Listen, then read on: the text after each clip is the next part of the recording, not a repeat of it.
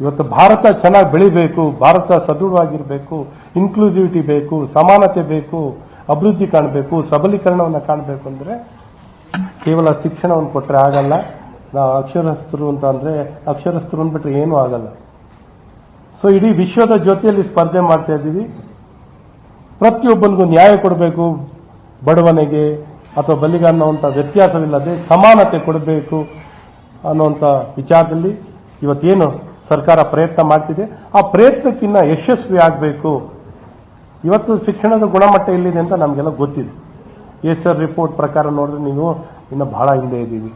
ಇವತ್ತು ವಿದ್ಯಾವಂತರಾಗ್ತಾರೆ, ಉದ್ಯೋಗ ಸಿಗಲ್ಲ ಅಂತ ಹೇಳ್ತಾರೆ, ಅಥವಾ ವಿದ್ಯಾವಂತರಾಗಿರ್ತಾರೆ, ನಾನು ನನ್ನ ಸ್ವಂತ ಕಾಲ ಮೇಲೆ ಹೇಗೆ ನಿಂತ್ಕೋಬೇಕು, ಉದ್ಯೋಗದಾತನಾಗಬೇಕು ಅಂದರೆ ಹೇಗೆ ಮಾಡಬೇಕು, ವಿದ್ಯಾವಂತನಾಗಿದ್ರೆ ಕೌಶಲ್ಯತೆ ಇರಲ್ಲ, ತಂತ್ರಜ್ಞಾನ ಗೊತ್ತಿರಲ್ಲ, ಈ ರೀತಿ ಲೋಪದೋಷಗಳು ತುಂಬ ಇರುತ್ತೆ.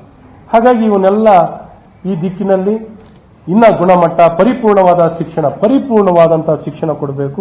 ಕೇವಲ ಶಿಕ್ಷಣ ಅಲ್ಲ, ಪರಿಪೂರ್ಣವಾಗಿರೋ ಶಿಕ್ಷಣ ಕೊಡಬೇಕು, ಗುಣಮಟ್ಟದ ಶಿಕ್ಷಣವನ್ನು ಕೊಡಬೇಕು. ಮತ್ತು ಶಿಕ್ಷಣ ಅನ್ನುವಂಥದ್ದು ಕನ್ಕರೆಂಟ್ ಸಬ್ಜೆಕ್ಟ್.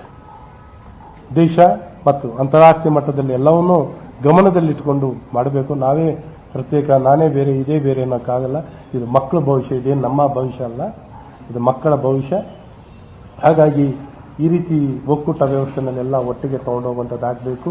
ಮತ್ತು ಬಹಳಷ್ಟು ಲೋಪಗಳಿದ್ದಾವೆ.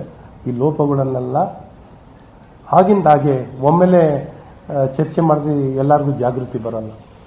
ಹಾಗಾಗಿ ಎಲ್ಲ ಹಂತದಲ್ಲೂ ಜಾಗೃತಿ. ಇವತ್ತು ಎಷ್ಟೋ ವಿದ್ಯಾವಂತರಾಗಿರ್ತಾರೆ, ಅವ್ರನ್ನೇ ಆರೈಕೆ ಮಾಡ್ಕೊಳ್ಳೋಕೆ ಬರಲ್ಲ, ಅವ್ರನ್ನೇ ನಿರ್ವಹಣೆ ಮಾಡ್ಕೊಳ್ಳೋಕೆ ಬರಲ್ಲ. ಯಾಕೆಂದರೆ ಆರೋಗ್ಯ ವಿಚಾರ ಆಗಿರಲಿ, ತನ್ನ ಬದುಕು, ತನ್ನ ಜೀವನ ಹೇಗೆ ಬದುಕಬೇಕಾದರೆ ನನಗೆ ಯಾವ ರೀತಿ ಜ್ಞಾನ ತಿಳುವಳಿಕೆ ಬೇಕು, ಮನವರಿಕೆಗಳು ಬೇಕು ಅನ್ನೋಂಥದ್ದು ಇವೆಲ್ಲವೂ ಶಿಕ್ಷಣದಲ್ಲಿ ಸಿಗಬೇಕು. ತುಂಬ ಜ್ಞಾನ ಇರುತ್ತೆ, ಆದರೆ ಅವ್ರನ್ನೇ ನಿರ್ವಹಣೆ ಮಾಡ್ಕೊಳ್ಳೋದು, ಆರೈಕೆ ಮಾಡ್ಕೊಳ್ಳೋಕ್ಕೆ ತುಂಬ ಜನಕ್ಕೆ ಬರೋಲ್ಲ.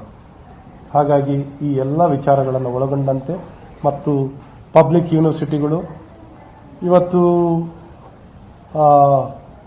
ಸ್ವಾಯತ್ತ ಜೊತೆಯಲ್ಲೇ ನಿರ್ವಹಣೆ, ಏನು ಅಕೌಂಟಬಿಲಿಟಿ, ಅಟಾನಮಿ ವಿತ್ ಅಕೌಂಟಬಿಲಿಟಿ ಇರಬೇಕು, ಅಟಾನಮಿ ವಿತ್ ಅಕೌಂಟಬಿಲಿಟಿ ಬೇಕು. ಇವೆಲ್ಲ ಕೊಡಬೇಕು ಅಂದರೆ ಸಾಕಷ್ಟು ಇನ್ನು ಮುಂದೆ ಹೆಜ್ಜೆಗಳನ್ನು ಇಡಬೇಕಾಗುತ್ತೆ.